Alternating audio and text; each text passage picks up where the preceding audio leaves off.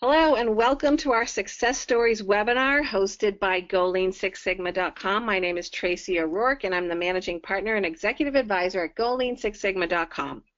We are very excited to have this offering because it helps our learners really see how Lean Six Sigma can apply in real-world applications. This is where the rubber meets the road, and this is when we get to talk about projects in action.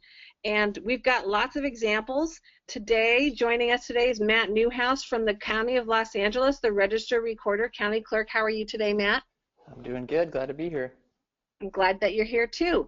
And you did a Greenbelt project on improving some of the processes that happen on election day. Is that right? Yeah, to assist with our troubleshooters on election day.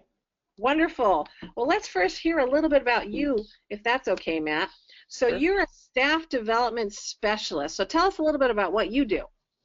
Basically, I help put together the training for our volunteers that work on election day. So if you go vote at a polling place, they probably came to a training class that I help put together with my two other staff development specialists that I work with here. Nice. And how long have you worked for the county and for the Register Recorder County Clerk? I started in 2007 as a temporary employee, and I've been a staff development specialist for the last 3 years. Wonderful. And what do you do for fun, Matt? Is there anything interesting you want to share with our audience? Sure. I like being in the mountains. I like skiing, hiking, camping. I think that's a good place to get refreshed, and that's one of my favorite hobbies, being out there. Me too. I love being outdoors. I'm hoping to go to Olympic National Park soon. That would be awesome. It's beautiful there.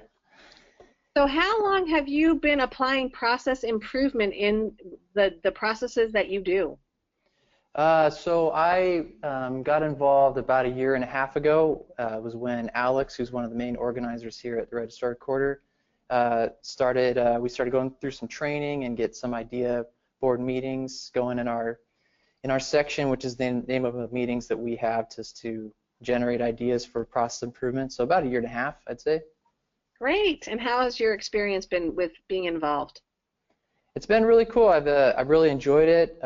It's fun to just kind of work on improving things, and it's fun to try to get people involved and give people a voice. Some of our temporary staff that work alongside us, give them a chance to contribute some ideas and hopefully make some improvements that everybody are thankful for. And it's been fun. I enjoy being a part of it. That's great. That's good to hear. It's always nice to hear people having good experiences with process improvement and hopefully improves or increases their desire to do more good. Yeah, exactly. So let's hear a little bit about your project. All right. So this was our Greenbelt project. Myself and my teammate, Christine Juarez, did it together, and we both got our Greenbelt for it. And so it was a Troubleshooter Maps project, and you'll see exactly what that entails as we go through it. So, okay. So first of all, just to kind of give you a little bit of background about our project, the idea board is one thing that I mentioned. I don't know, just to explain that in case it's not obvious, but the way that our department kind of implements Lean Six Sigma is we have bi-weekly meetings in all the different sections, and they're called idea board meetings, and that's just kind of a grassroots opportunity for our staff to post ideas on the board, and every idea is heard and evaluated. And so our idea board got started in January of 2016. The very first idea that was put on the board was this idea, so shout out to Wayne Martin and Ritz Macias, some of our staff that put that idea on the board. And yes, it was cool. It was, I think, just having it be the very first idea that got hung and have it get some traction really gave just some excitement to our board and helped it get some momentum going right away. So we collaborated, got it implemented for the June 2016 election. So everything for us in elections kind of goes in cycles. And so we got it, basically the summary of this would be that we kicked off the board, put the idea in motion right away. So that's a little backstory on how it came together. Nice. So basically a troubleshooter, what is a troubleshooter? Out on election day, a troubleshooter is kind of the last line of defense, so they get a very large area. They could be working in an area that's up to 130 different precincts. A precinct is a polling place location, so they get a really large chunk of our LA County to kind of solve whatever problems that might come up. Mm-hmm. And so on election day, the main role of a troubleshooter would be, one, just to wait for a call and go solve the problem wherever they get dispatched. And the second thing would be, while they're waiting for those calls, just to make themselves useful and to visit precincts as they roam around. Mm-hmm. So the original supplies that we were giving our troubleshooters were the two things you see here, and on the left is just a list of the troubleshooters' precincts. It's just listed in precinct number. A precinct number is just, at least to the troubleshooter, it's kind of a random number because it doesn't say anything about too much about location or how close things are together. So they just get a list of their numbers, and then on the right they get a book that's this green book, and when you open it up in the bottom picture, it's kind of like a phone book. It's just a listing of all the precincts with address information, poll worker information, things that they might need to help solve problems. Right. So that's what they get with their supplies, but there are some problems with or limitations with what they were currently getting. So, Matt, I had a question. What kinds of troubleshooting do troubleshooters shoot? Oh, that's a good question. So there's different layers of troubleshooting, and there's also community volunteers that might service 10 to 15 precincts, and they might solve problems with equipment or maybe broken supplies or volunteers that don't show up, or a big thing might be if one of our election volunteers, let's say they get sick at the last minute and they can't show up to open the polling place, our troubleshooters could come with an emergency set of supplies and get it up and running so people can vote while we get backup supplies in place again. So they kind of help just keep things moving. That's an example of a big thing they might solve. So really like making sure that the flow still flows on election day on all of the polling areas. Okay, got it. Exactly. So with these two supplies that I mentioned, there are a couple of limitations. So the two roles that I mentioned, one is that they wait for assignments. So with the current supplies, since it's just a listing of numbers, they don't actually know where they are in that map. They might be on the edges, they might be in the middle, they don't know. So you would instinctively think, if I'm going to wait to solve a problem, I should wait near the middle so I can get to the edges as fast as possible. But just with those numbers, they wouldn't necessarily know where that would be. Mm-hmm. And the second thing would just be visiting precincts while they're waiting for an assignment to go solve. Since they don't know where their precincts are in relation to each other, there can be a lot of back and forth just roaming through the area, and I'll show you what that looks like in a minute. Okay. One other problem that we discovered, we did a lot of things to gather our data. One of the things was a survey with SurveyMonkey, and we basically asked a question of our troubleshooters, which was essentially, what's your current process for visiting precincts, since there are some limitations with those supplies. And so we asked them, if you're not dispatched to an assignment, how would you choose the next polling place to visit?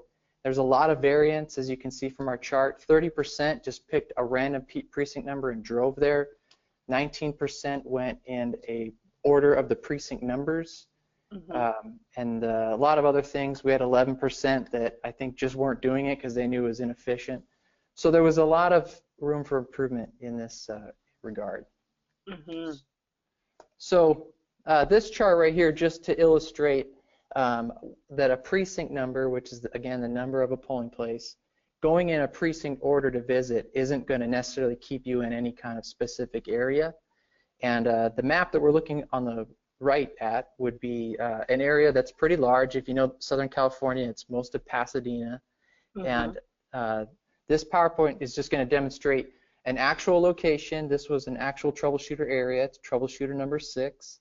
And for them to just take the very first 10 precincts that they had in order and visit them, this is what the motion would look like. So there's number 1. Number 2 is relatively close by. The third one is way across town. Number 4 would be way back up at the top. Number 5 is right next to number 3. So this is what a troubleshooter would be doing as they drive around waiting for a call, is they would follow a path that looks just like that if they were going in precinct order, which again, our survey showed that some of them did. Mm-hmm. It was 7 stops to hit 10 polling places, and that's because sometimes we have multiple polling places in one location, but mm-hmm. this troubleshooter just going in order hits them, kind of stumbles on them randomly, so they randomly were able to minimize it to 7 stops, but it was somewhat by coincidence. Right. So that was sort of the current state of how a troubleshooter might move around as they're waiting to be dispatched. I see. Very nice visual. Yeah, hopefully it helps kind of give a picture. So basically, just to summarize the problems that we were trying to address with this project was just one, all that motion moving back and forth that you could see from the diagram. Another one is just our troubleshooters are very knowledgeable staff. They're some of the most knowledgeable people. A lot of them are trainers from the training section and very experienced people. So in that current state, they're spending a lot of time in their vehicle instead of actually in a polling place where they could be, adding value with their expertise. Mm-hmm. And then the resources, just all that motion turns into gas and time and wear and tear. There's some prep time. Some of our troubleshooters started to try to make their own maps to try to alleviate some of that. And if they had 130 polling places, they would only be able to make a limited map, and if they got dispatched out of their area, they'd be back to kind of going at random. So all that prep time became waste. And then without really knowing if they're middle in the area, they could be roaming out on the edge of Pasadena and not know it, and then get called to the other side, and it would take longer to get there. Mm-hmm. Yes, especially in LA. Oh man, yeah, it's traffic is crazy here, and if they're trying to go around in the morning, sometimes polling places are at schools, so you're driving through school zones and stop signs and all that stuff. So, so basically, just to measure the data, we took 25 of our 50 troubleshooters and just plotted out where are the first 10 precincts in order if they were to follow that route, and the average distance for just per 10 precincts was 20.6 miles to hit the first 10 on their list. And that's like 4 hours in LA of driving. Oh man, well yeah, and those first two columns, it could be North County, which is pretty spread out. So yeah, driving in LA is not for the faint of heart. So. So just the impact, just to summarize some of the impact of that problem, 81% of our staff were spending some kind of time trying to make their own preparations to create some sort of map for themselves, and that was about 2.2 hours of that.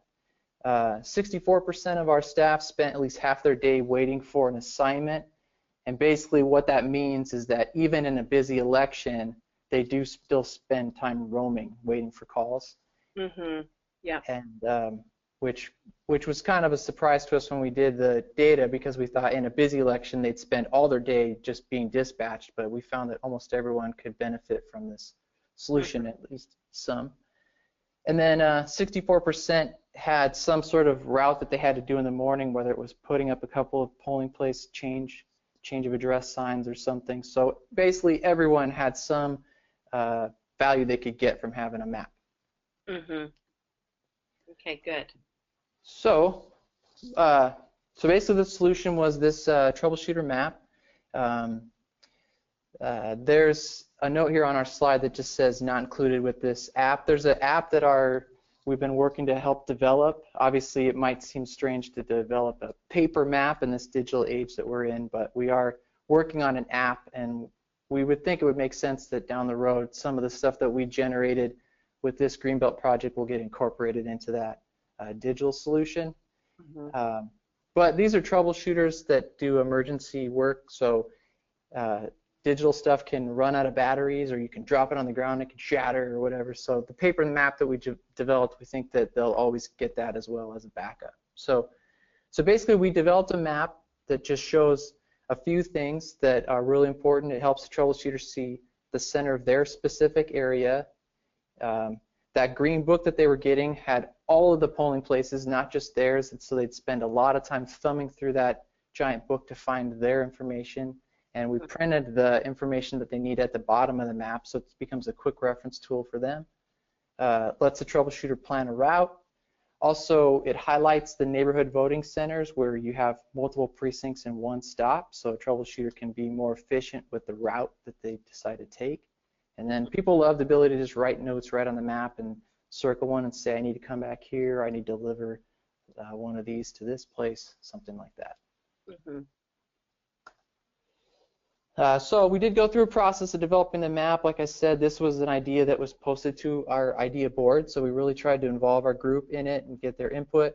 So we spent time talking about how big of a piece of paper would you want to have driving in your car, how much street detail is helpful, and when does it become distracting, what are the things that would be useful in the key at the bottom so you can just use this map as a quick reference. So we went through a process, even though it might seem like just a map, we did go through a few things. And the colorful zones that you see on there, I won't bore you with the details, but basically without those, trying to find something on here when there's 130 pins was kind of like where's Waldo. So we created a little bit of a system to kind of find stuff faster. So that's what the colors are on that. Very nice. Yeah. So the benefit, so just to compare and contrast, so on the left is that original process that I showed you before where it was 10 precincts and just the back and forth motion going through Pasadena. And that added up to 19 miles, and according to Google Maps, the drive time was 46 minutes. And just to show the value of being able to accomplish the exact same thing but go in a sequence that makes more sense, just by reordering it, visually using the map, you could literally accomplish the exact same goal in 8 miles in 22 minutes. Nice. But the real true new process was to have troubleshooters use the map, go someplace that's centrally located, and also target those neighborhood voting centers on the map so that you can be more efficient with each stop. So this is a real example in Pasadena where somebody could have picked a much tighter route, targeted more MVCs, and now with the new process in the exact same location, they could accomplish the same goal and take it from 19 drive miles to 2.7 and 46 minutes of drive time down to 10 minutes. So that's all from just being able to visually use the tool that we gave them. That's great. Yeah.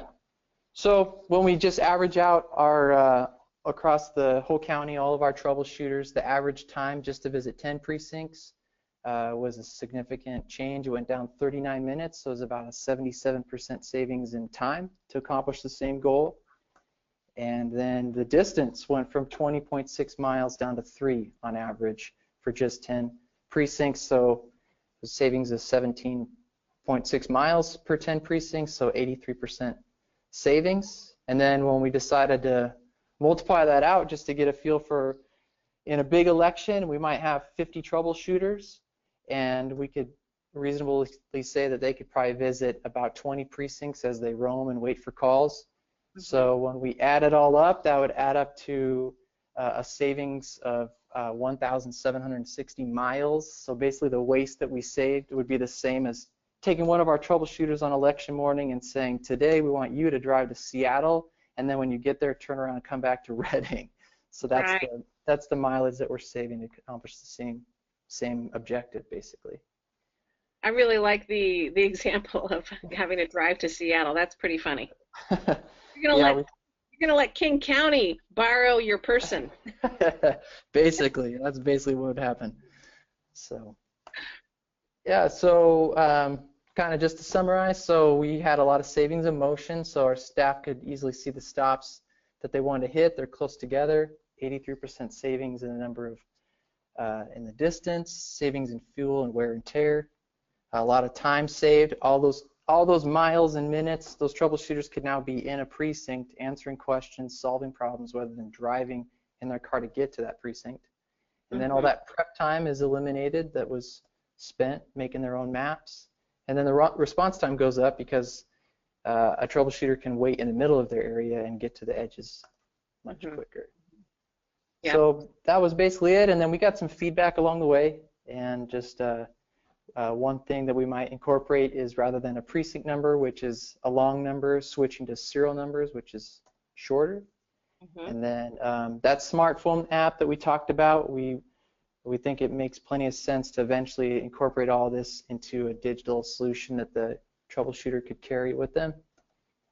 And then keep getting feedback from our idea board team, because it was a grassroots project, so just trying to keep incorporating any feedback that they have about other things that could be useful on that map. Yes. Wonderful. I really like this presentation on your project because, first of all, it came from an idea board. It came from an employee.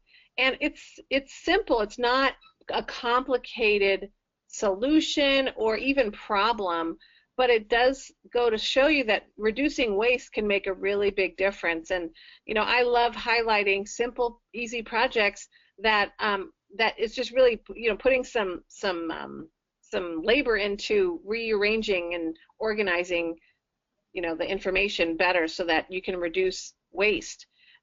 Did you guys also calculate in terms of dollars how much gas was saved, or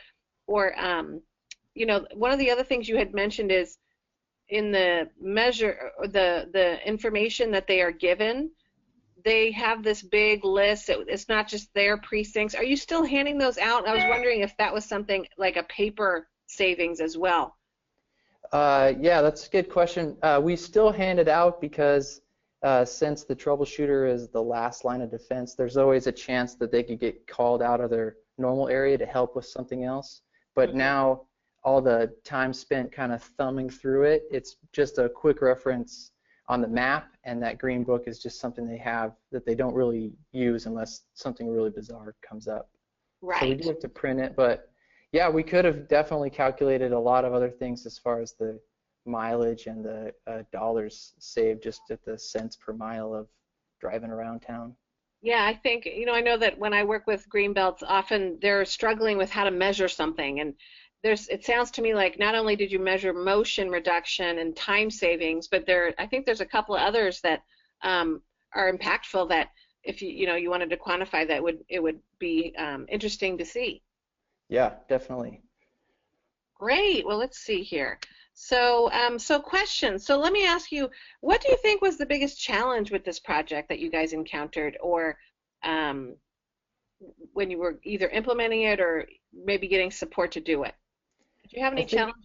Yeah, I think one thing that we really underestimated at the beginning that became a learning thing for us for sure was just that the trainers are, a lot of times our staff as trainers are used as troubleshooters on election day, but they're the end users of this map, but in training we didn't actually own all that data, so we really had to work with other sections to try to get these tools. So we had to work with our GIS section and our polls section. So if it was a process that we kind of owned at the beginning, it would have been easier to tweak it, but we really had to kind of get buy-in from other people and work really hard to collaborate and help people see the need for the change. And so that was something that just making it happen basically took a little bit of work since we didn't own all of it at the beginning. And I do have to say that is one of the biggest challenges most groups or sections or departments have, is getting others to see that there's a collaboration that's required and that there's buy-in in what the problem really is and how they're going to go about solving it. So yeah, that makes sense. Yeah. So now that you've gone through your first Greenbelt project, do you have any suggestions for a new Greenbelt in terms of approaching a project or the type of project, or any recommendations from a project perspective? Well, I mean, one thing that did help us is just we started with an idea from our idea board, so there was a certain level of support for that idea already, and we knew maybe it wasn't the most complex one, but it did give some momentum. Just, I think when you're trying to get people excited about Lean Six Sigma in general, if you can get a win, even if it's a small win, to just show people, hey, this can really make a big difference for you, I think that's something. So our trainers that were the ones doing all that driving back and forth throughout the city to say, oh man, it's nice to minimize some of this. I think so maybe that's one thing. If I were to do it again, looking for other projects maybe with a lot of handoffs and different things that maybe we could apply some of the other Lean Six Sigma tools to, I would have, that would probably be my next project, is to tackle something like that. Right. Yes. Good. So does going through DMAIC make you look at things differently? Yeah, definitely. I think it helps a lot just to have a framework to solve problems and to tackle the questions, and some of the 5 whys and some other things too that we learned, I think, have all helped a lot. Wonderful. That's great to hear. I know that's what my favorite part is, when I'm training people and then they say, I look at things very differently, even, in their personal lives in terms of reducing waste or implementing some of the tools. So it's good to hear. Yeah. So, so this has really been a success story. We call these all Lean Six Sigma success stories. We try to share as many as possible because I think it's really nice to hear some of the examples of people applying these tools into their real world. We've got examples in elections. We have examples from IT, from marketing, from HR, in government, in private sector, in education. And so I really want to thank you, thank you, Matt, for sharing your story and your project. And I think our audience can really benefit from looking at how simple this is and how impactful it can be. And I also want to thank our listeners for joining us today. And if you have any questions about this presentation or about how to apply Lean Six Sigma, just contact us, and don't forget to download any free tools and templates on our website too. And if you want more information, you can contact us, and there's lots of other webinars, podcasts, and presentations on our websites for you to explore. So thank you, Matt. Thank you so much. Thank you. And thanks everyone for joining us today. Have a great day. We'll see you next time.